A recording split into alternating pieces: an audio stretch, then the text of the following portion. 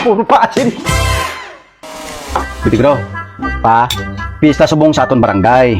Ti damo ko bisita. Oo pa. Makadto di sila karon dapat maluto ka damuon mo gida. Kutsulingon pa damuon ko luto kay damo mabisita ta. Bukas lo gid sulit-sulit. Natural din ba ko masunod nga bata mo kundi sa amay ko man haslo.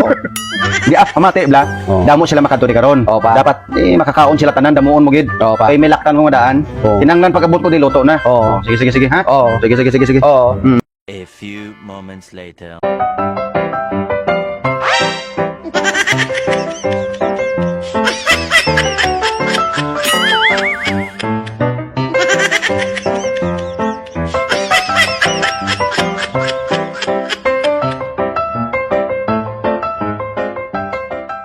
Baw, kabot-buot siyang bata. Ako ba? Ti mayo gid na. Arang na sila daan sa goda mo damo na sila daan. Damo sa pa. Ari Ari pa. very good. Ari pa oh. Ambot pa kon igo na ni pa oh. Mas ikaw na makaigo karon haslo ka. Haman ko damo pagluto ini kada mo pagsabaw. Pero para mo naman pa. Paano mo sila kapasuyupon sabaw? Ha?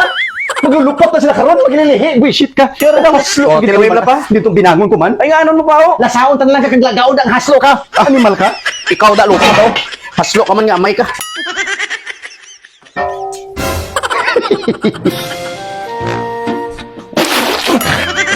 Puro pa asin. Buisit. Puro asin.